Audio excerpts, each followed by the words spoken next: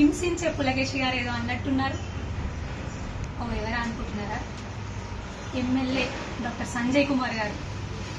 ఉన్నమాట అంటే ఉలికెక్కు అన్నట్టు నాకెందుకు ఉలుకు, నేనెందుకు ఇది అవ్వాలి, నేనెందుకు ఇది చేయాలి అనుకుంటూనే బాగానే మాట్లాడినట్టున్నారు, బాగానే కొట్టినట్టుంది. జీవన్ రెడ్డి గారు ఏమైనా తప్పు మాట్లాడారా? ఉన్న విషయమే కదా అనింది, ఉన్న విషయమే కదా మాట్లాడింది. అవునండి, మీరు నిజంగా పోయిండ్రు, దొంగ రాత్రి పోయిండ్రు. జీవన్ రెడ్డి గారి గురించి మీరు మాట్లాడిండ్రు. సార్ మీరు కొట్టుకుంటున్నారు, జగిత్యాల ప్రజలు నిడిచిపెట్టేసి మీరు కొట్టుకుంటున్నారు, మీరు దెబ్బలాడుకుంటున్నారు. జీవన్ రెడ్డి గారు వారి పార్టీ మారలేదా అని మీరు నిన్న మాట్లాడుతున్నారు కదా. నేను కొన్ని సోషల్ మీడియా వేదికగా కొన్ని మీడియా ఛానళ్ల ద్వారా నిన్ను చూడడం జరిగింది, దాన్ని వారు మాట్లాడింది వినడం జరిగింది. జీవన్ రెడ్డి గారు టీడీపీ పార్టీ నుంచి వచ్చినప్పుడు, అందులో నుంచి బయటికి వెళ్ళినప్పుడు గౌరవప్రదంగా బయటికి వెళ్ళిండ్రు. ఆనాడు తన మంత్రి పదవికి రాజీనామా చేసి, తన ఎమ్మెల్యే పదవికి రాజీనామా చేసి, అప్పుడున్నటువంటి అధికార పార్టీకి రాజీనామా చేసి ప్రతిపక్షంలో జాయిన్ అయింది, గౌరవప్రదంగా జాయిన్ అయింది.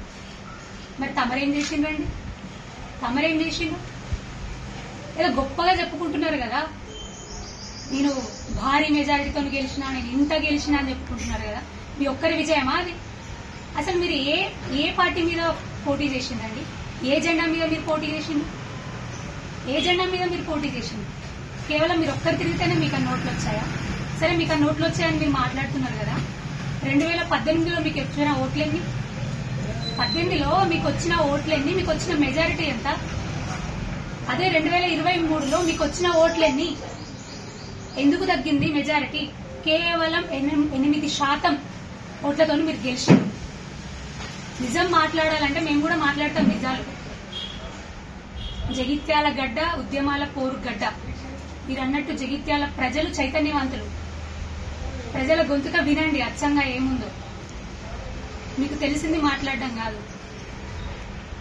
ఇందాక మాట్లాడాను కదా పులకేశి రాజు అని, తెలుసుకోండి వారి గురించి.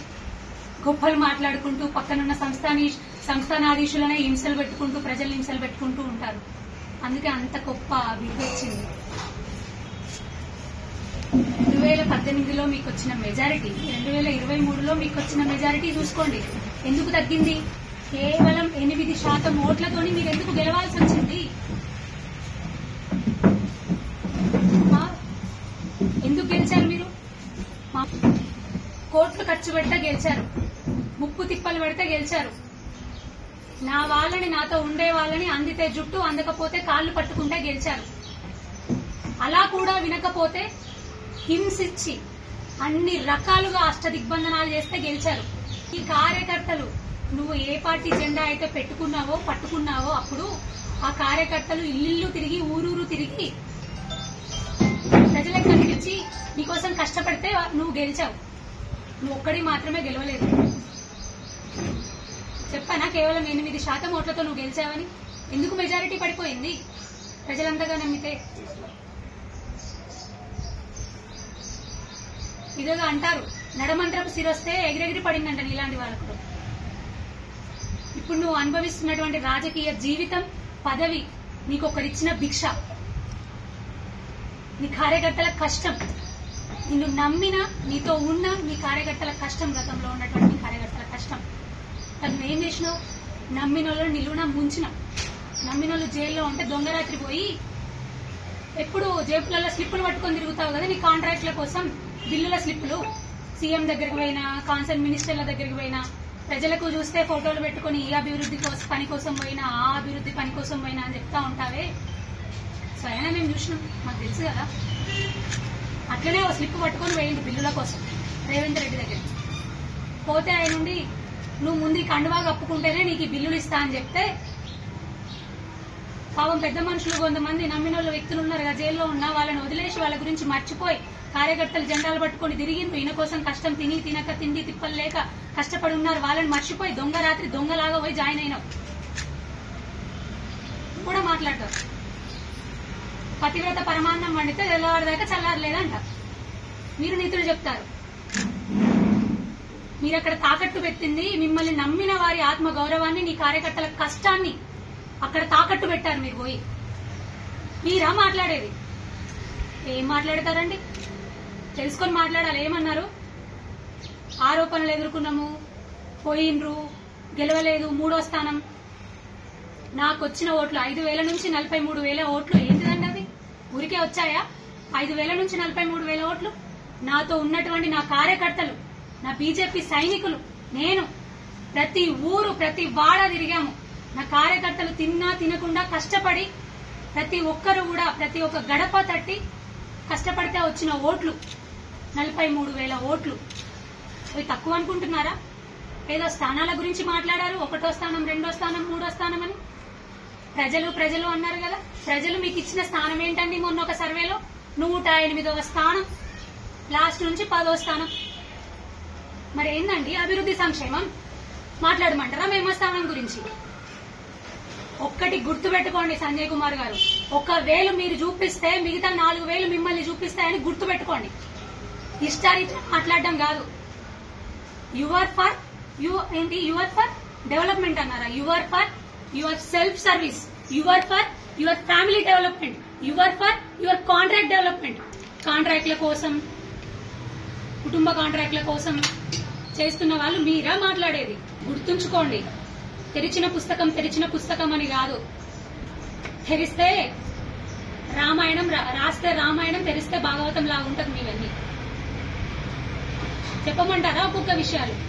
ఒళ్ళు దగ్గర పెట్టుకొని మాట్లాడండి.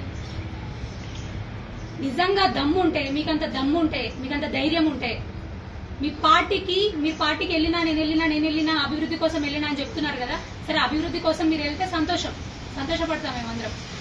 మీరు అట్లానే అనుకుంటే గౌరవప్రదంగా వెళ్ళండి. ఇప్పటికిప్పుడు మీకంత దమ్ము ధైర్యం ఉంటే, ప్రజలు నన్ను నిజంగా నమ్ముతున్నారని మీరు అనుకుంటే ఇప్పటికిప్పుడు మీరు రాజీనామా చేసి బయటికి రండి ఎమ్మెల్యే పదవికి.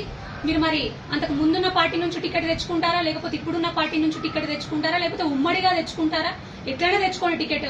నేను కూడా బీజేపీ పార్టీ నుంచి టికెట్ తెచ్చుకుంటా. రండి ప్రజాక్షేత్రంలో కొట్లాడదాం. అండ ఉంది, కొట్లాడదాం. రండి, చూసుకుందాం ఏ స్థానం వస్తుందో, ఎక్కడికి పోతామో. బరాబర్ రండి. ముందుండి కొట్లాడే దమ్ము లేక వెనకాల కక్ష సాధింపు రాజకీయాలు జరుగుతా ఉన్నాయి.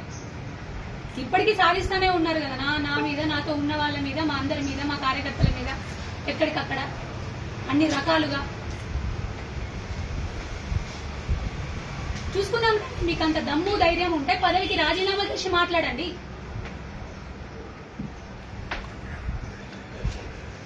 మీకంతా ఉంటే అప్పుడెప్పుడో 2017లో భూమి పూజ చేసినటువంటి డబుల్ బెడ్రూమ్ ఇల్లు ఇప్పటిదాకా ఎందుకు రావండి ప్రజలకి? ఎందుకు రావు? అప్పుడున్న కాంట్రాక్టర్ ని పనులు చేయకుండా బెదిరించి భయపెట్టి ఆయన డ్రాబ్యాక్ అయ్యేలా చేసి ఆయన ఆపేసి మళ్ళా అది మీరు తీసుకొని దానికి నానా రాజకీయాలు, నానా కథలు పడుతున్నారు. అవన్నీ ప్రజలకు తెలియనియా? మీరు అన్నట్టు ప్రజలు చైతన్యవంతులు. ఇష్టారీతిన మాట్లాడితే చూస్తూ ఊరుకునేది లేదు. నా కార్యకర్తల కష్టాన్ని మీరు ఇష్టం వచ్చినట్టు అవమానిస్తే చూస్తూ ఊరుకునేది లేదు. ఇప్పటికీ ఒక్కటే మాట చెప్తున్నా. నాకు ఆ ధైర్యం ఉంది, నాకు ఆ నమ్మకం ఉంది. ప్రజలు నన్ను ఆశీర్వదించి నన్ను ఇంత దాకా తీసుకొచ్చిందని. మీకు ఆ దమ్ము ధైర్యం ఉంటే రాజీనామా చేసి బయటికి రండి, తేల్చుకుందాం బయట.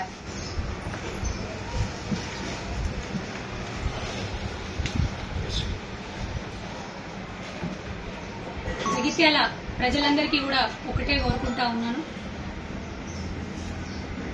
భారతీయ జనతా పార్టీ కానివ్వండి, మేము కానివ్వండి, అభివృద్ధి సంక్షేమం లక్ష్యంగానే రాజకీయాలకు అతీతంగా పోరాడదామని ముందుకు వెళ్తా ఉన్నాము. ఇష్టారీతిన కొంతమంది కక్ష సాధింపు రాజకీయాలు చేస్తూనే ఉంటారు. అయినా కూడా మా పోరాటాలలో ఉన్నారు. ప్రపంచంలో ఏ మూల ఏ క్షణం ఏం జరుగుతుందో వేగంగా తెలుసుకోవడానికి తొలి వెలుగు వాట్సాప్ ఛానల్ ని ఫాలో చేయండి.